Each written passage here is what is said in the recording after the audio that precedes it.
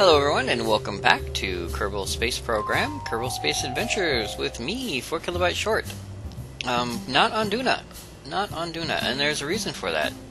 It turns out the guys down here on Kerbin have been fiddling about with science, and you know how that always comes out. Well, they were able to invent a couple of things that we might find useful on Duna, and that they have asked us to test. See, and this is one of them. What we're looking at here is we're looking at an FS1PEE, or FS1P, electric propeller engine.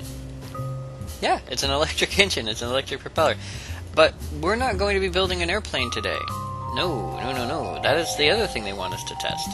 We're going to be building something completely different. Look at that. What is that? What is that for? I don't understand. Well, you probably won't for a moment. Now, I kind of slammed one of these together really quick so I could learn how to operate the device, or at least how to make it look good. What are you doing with that winch, KB? I don't know. Super secret. So anyway, something like this was actually on my list, and I'm not going to rattle the list for you right now because my hands are a little busy, but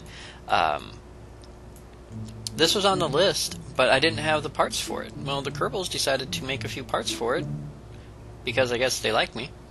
And because of that, we were able to do some testing. So we're going to go ahead and do that. And you're like, well, what parts? That plane has no wings. I'm failing to understand your motives and your means. And what are you doing, good? What the hell is that? Yes. Yes. There. It is a balloon. We are going to attempt to make a transportation-style balloon that will be used, transported to, and used on Duna, so that we don't have to go driving all the way. Now, it's an electric motor, so it does have batteries. These are two actually very, very, very large batteries. So large, in fact, that they're almost cheat batteries, and I say that because the batteries are actually so large as to have like 4,000 units, I think, in them, and they only weigh like less than 1 ton. So I don't know what he's using for batteries. Yeah, 4,000 units with a total mass of 0.8. So I don't know what he's using for battery power, but that's insane. So yeah, this is going to be our test flight, our test thing. I haven't tested it yet. Like I said, I did put one together really quick to take a look, to have a look at it, to see if it was even and how heavy it was and whatnot. It's only about 5 tons, which is awesome.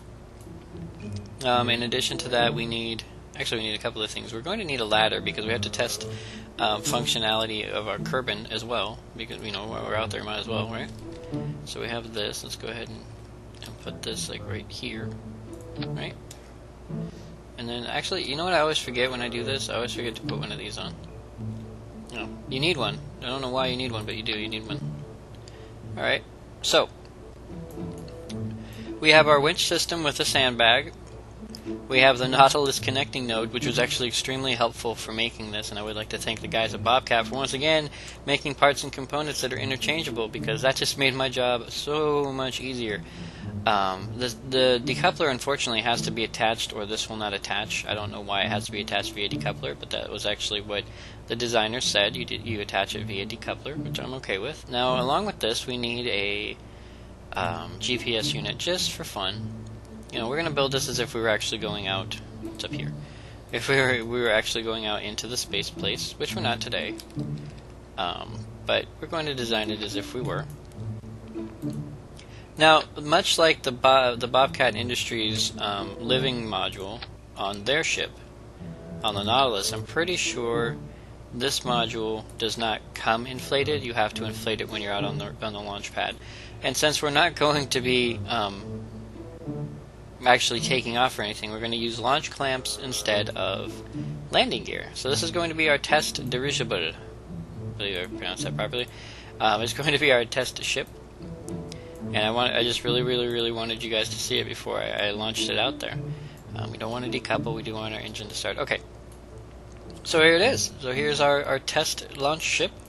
Something like this, if not this exactly, is going to be launched and sent to Duna, and it's going to be a long-range, very slow flying vessel instead of the vehicle. I don't know if it'll be faster than the vehicle. I don't know how it's going to work. But we're going to test it right here on Kerbin with a smaller balloon. We may actually need the larger balloon. I don't know how much this can carry versus weight, but there it is. So I will see you guys out there on the runway, and we're going to see if we can get this thing off the ground. Hey, so I'll see you guys out there. Alright everybody, here we are, out on the runway. I actually got confused a minute ago and thought the game was being all screwy when it turns out that MechJeb just was in the way of the buoyancy control, which, oh, it can be moved too. Perfect, okay, so we can move that somewhere like that, and then we can move this over here, and hopefully that saves its position. So yeah, we have the buoyancy control here. We're going to extend our solar panels first. Now, the thing with this is the solar panels don't like moving through atmosphere very well, so these big solar panels may not function for what we need. Also, I have tested this engine in the past, and just a little bit of thrust can yank a very heavy plane, roughly 5 to 10 ton plane, into the atmosphere very easily. So it's going to take a little bit of adjusting to make sure we don't fly anything apart. But we have Bilson Kerman here with us, and he's a great guy, and he's being very helpful. There are no right-click controls for this, so I'm assuming it all deals with this. Altitude control off, no idea what that is. So we're going to wait for that to load up. Okay, let's go ahead and increase our buoyancy, I suppose. Oh, look at that. And there's our balloon. Alright, so it does cover up our solar panels a bit. Thankfully, we have so much more solar panel to go with. We're going to say, what, 15%, I guess? Like that? We're going to say 15%. Net force is negative 44. I'm assuming that means we're going down. Okay, here we go. Net force is negative 44. So how much would we need to go up? Oof, this thing is very heavy. We need almost 100% just to stabilize.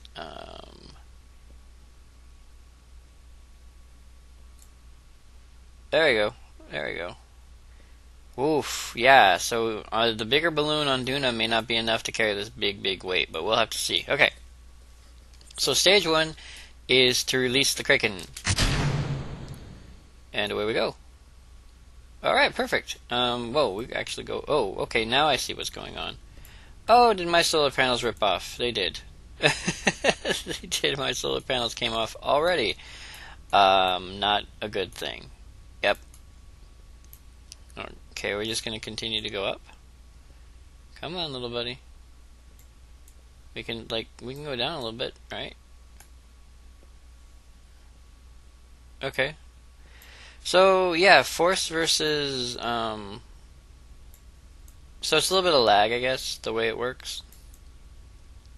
Something like that, we say 0.6 or 0.7, and eventually we'll do okay, I hope. Also, we want to have the winch, so we're going to show the GUI on the winch. And then what's great is you can do this. Okay, so just go ahead and put it on the ground, would you?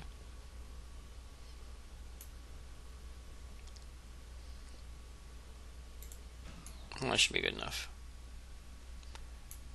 Oh, we're floating again, damn it. So it takes a little bit of work to get used to your dirigible, I suppose. Oh well. Close enough for jazz. Time to test our engine and see what kind of horrendous things we can do with it. Let's do... There you go. Okay, we're at 0.1. Okay, so we'll activate our engine. Engine is on. Now, since we lost our solar panels, they broke off. We only have the battery power in these, but those are pretty hefty. So let's turn on our engine very lightly. And look at that. We're going at 4 meters per second, and we do have some control, so we could just like push forward a little bit, and that would make us go forward more than up. Whoa, a little laggy. Little visual laggy. I'm not sure why it's doing that.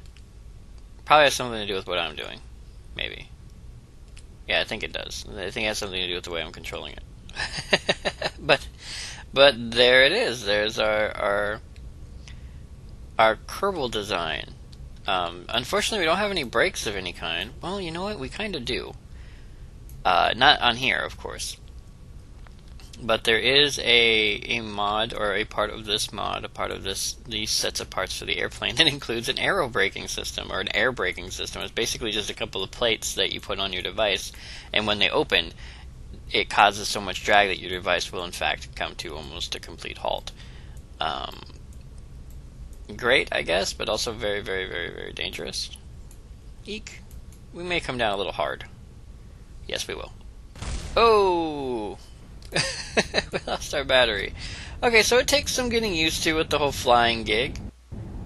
Oh, we're lighter now, so we're now going up. Yeah, it takes so much. It takes a lot of getting used to with the flying, but it does function, which is a super duper big bonus. So we're going to have to design a 3-man, or at least a 2-man Kerbal pod around this, and we're going to have to get it to Duna because Bilson's not happy. Bilson's like, "What have you done to me?"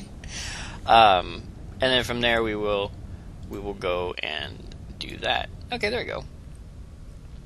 There we go. So yeah, now, okay, so the altitude control unit will actually control my altitude for me. Perfect. Wonderful. That's actually very helpful. I don't have to deal with it then. We are going to have to figure out a way to fix this problem with the solar panels breaking off. And once that's done, we'll go ahead and see if we can get this monstrosity to Duna. Yes! So I'll see you guys back inside for the redesign. Alright everybody, here we are back in the shuttle hangar. The reason for this is because now we actually have to design a pod that will go to Duna and function properly. In order to do that, we actually have to figure out, I don't believe, whoa, that is huge. No, it does fit. That is huge, look how huge that thing is. That thing is ginormous, oh my god. To do that, we're going to have to design do some really odd things because there's nothing that lends itself very easily to what we're attempting to do here. So let's go ahead and take a look around really quick. Because, well, I need landing gear. We need landing gear. That's what I was looking for. And I know they're on here somewhere. They've just been moved again. Once they get moved, it's hard to find them. Okay? So there's some landing gear for landing. And we really don't need a lot. All we really need are landing gear and forward propulsion, a battery, and since our solar panel's ripped off, I'd completely forgotten that we have access to the heat regulators, the thermal take engines. So these ones. So because of that, we're probably going to use 1 or 2 of these. So let's go ahead and see if we can find a way to jerry-rig, however you want to pronounce that, one of these electric propellers to our fun little unit here, somewhere around in this area. Oh, this is going to be very silly. Okay, how to do this? Well, once again, I guess we could use the Nautilus system, but also, once again, very large for what we're trying to do. Very large for what we're trying to do, and then that completely negates our landing gear option. Oop. No, it's on it. There it is. so something horrendous like that, but at the same time, no. Yeah, that would just be terrible. So this is going to take some design geniusness that I probably don't have. Yeah, that won't work either. Although it'd be awesome if it did. It won't, unfortunately. So it's going to take some oddball designing. So I'm going to go ahead and take a look at this and see what we can get running, see what we can get working, see how we can make it function. And then once that's done, we'll go ahead and I'll go ahead and show you guys what I've got. And we'll see if we can get it into space and over to its proper place. So I'll see you guys then. Alright everyone, this horrendous thing that you see in front of you is our first test. Now, I realize that the balloon that we have here is a smaller one, which is used for thicker atmospheres, versus the heavier one used for lighter atmospheres. But, we are testing this on Kerbin, so I want to kind of test it with the smaller one. The other thing is that the bigger one has such a wide base that it's insanely large. I'm concerned about that. But we'll see how this one reacts in Kerbal atmosphere, and we're kind of sure how big Duna atmosphere is. It's thinner. It's like 0.8 atmospheres at sea level, so who knows. But I kind of like the way this is looking. It's looking very terrible, but it might work. So because of that, we're going to go ahead and take it out. We're going to give it a test, and we're going to see how well it functions for us. So I'll see you guys out there on the launch pad. Alright everyone, here we are out on the launch pad. Apparently turning on attitude control automatically inflates the balloon, something that I should be well aware of. Also, we are too heavy for this tiny balloon. If you notice, we have a, well, that's not true. Remember, the clamps kind of screw us up. So let's go ahead and release the clamps, and we'll probably go flying up into the sky. Or not. Okay, it appears that we are actually too heavy, unfortunately, for this design. So that's actually very important to know. So that's a start. Although I like the fact that we're actually floating upright. That's pretty interesting. I'm not going to try out the engine because that's just too dangerous. So I'll go ahead and we'll go back inside and we'll try with the larger. Don't like the idea, but we'll try with the larger balloon and see how that works. Alright everyone, here we are out on the launch pad. I had to move everything really high up because there was a notification in the mod that if you open up the big balloon too close to the platform, collisions can occur. So I'm just going to go ahead and turn on attitude control so that it'll automatically attempt to attitude control us to where we need to be. This is going to be a really big balloon here. Okay, now it says 16%. Now that's actually pretty awesome for this big balloon because 16% here on Kerbin would equate to roughly, I don't know, I'd say 50% just to be on the safe side, so that's not bad. So let's go ahead and release. Alright, there's that. So we're basically floating at this high above the ground. And then ignite our engine. Ignite, and then power up. Oh, see, now this is working for us. Okay, let's see what our battery's doing, how our battery's doing. 150 by 900, and this thing generates, like, efficiency 1%. So, this is not bad. This is not bad at all for an initial test. Let's see if we can steer. Okay, that's not correct. That's okay, so we steer slightly differently, but you can steer. So let's go this way and see how that works for us. And I guess if we speed up our engine a little bit. Okay. So in all honesty, this is working. This strange design is working. Okay, so let's stop our engine. And we will slowly slow down. Now, I was thinking about adding air brakes to this. But I'd have to add them very close to the center of gravity because the air brakes that I have on hand, when added off-center of gravity, will actually cause the ship to flip over, and that's very bad. Very bad. But let's go ahead and stop for a moment. We'll slow ourselves down, and then let's test our stack here. Let's see, we want show GUI because we want to look at all this pop-up stuff we have. Okay, let's go ahead and drop this down towards the ground. We'll zoom out a little bit. I guess there's really no way to zoom out and not see balloon at this point, so we'll zoom in so we can like look through the balloon. Okay, we're gonna stop that from doing its thing for a minute, and we're gonna kind of bring the bag down. Hopefully it won't break on impact. I don't know what the impact tolerance for a sandbag is, but I'm hoping it's enough. Come on, where's the ground? Where's the ground?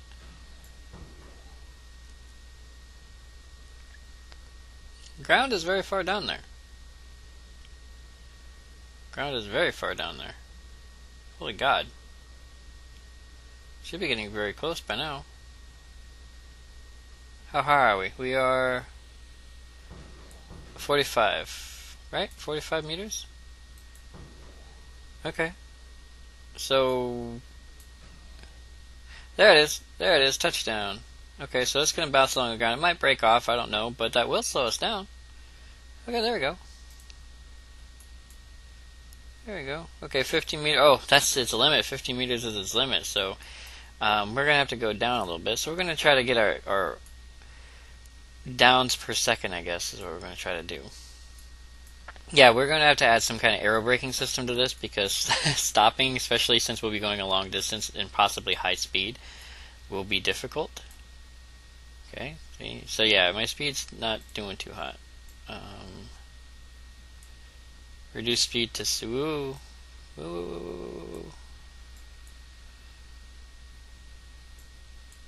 Oh, okay. Yeah, it's working for us. Let's go down. Whoa. Make slow to save? I don't know what that means.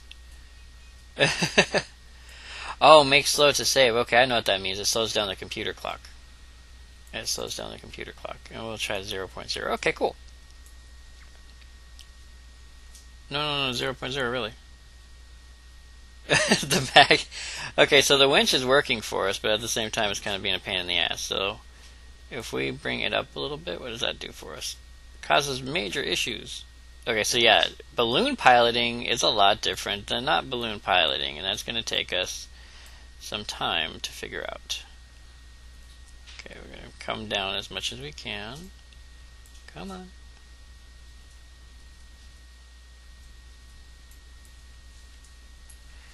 Alright.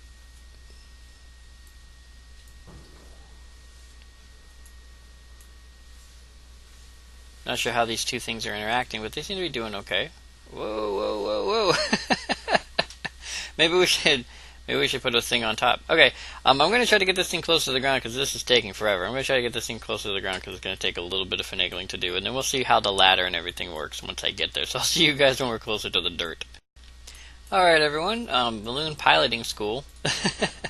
Plus, knowing what this actually means is very, very helpful.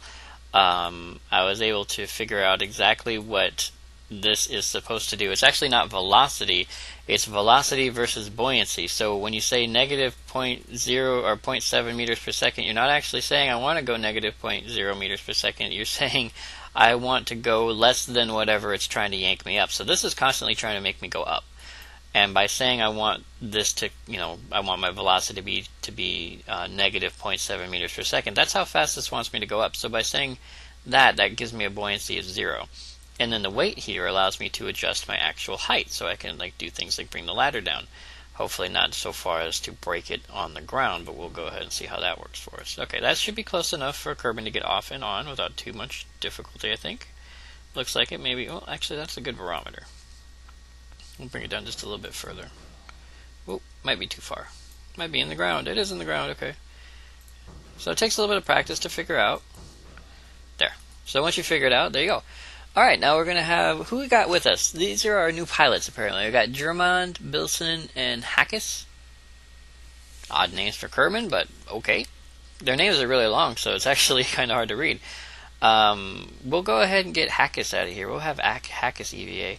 So Hackis can EVA and he'll climb his happy butt down. Dum-de-dum-de-dum-de-dum-de-dum. Alright, Hackis, go ahead and let go. And there it is, one Kerbal airship powered by battery power with a thermal generator rather than solar panels due to the large overhead. We are going to have to build in an air braking system. I think I'll do that off camera, if only because that's going to take a lot of finagling to get it in the exact right place to where the air brake won't throw us sideways or backwards.